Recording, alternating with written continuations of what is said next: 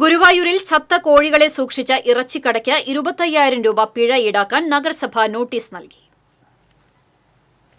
തമ്പുരാൻപടിയിലെ ഹലാൽ meet സെന്ററിനാണ് നഗരസഭ notice നൽകിയത്. പ്രദേശത്ത് ദുർഗന്ധം വമിച്ചതിനെ തുടർന്ന് നാട്ടുകാരാണ് നഗരസഭ ആരോഗ്യ വിഭാഗത്തെ വിവരമറിയിച്ചത്.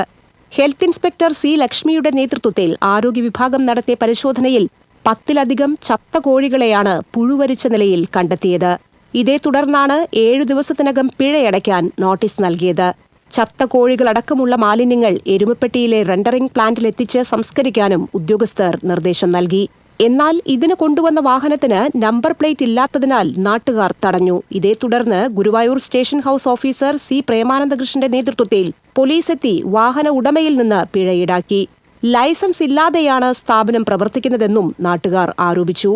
ലൈസൻസ് പുതുക്കാത്തതിന് സ്ഥാപനത്തിന് കാരണം കാണിക്കൽ നോട്ടീസ് നൽകിയതായി senior public health inspector S Harsheed പറഞ്ഞു. ലൈസൻസോ മാലിന്യ സംസ്കരണ സംവിധാനങ്ങളോ ഇല്ലാതെ പ്രവർത്തിക്കുന്ന സ്ഥാപനം അടച്ചുപൂട്ടാൻ ഉദ്യോഗസ്ഥർ തയ്യാറാകണമെന്ന് നാട്ടുകാർ ആവശ്യപ്പെട്ടു. പുഴുവരിച്ച നിലയിലെ ചത്ത കോഴികളും വേസ്റ്റുകളും നിറഞ്ഞു കിടക്കുകയായിരുന്നു.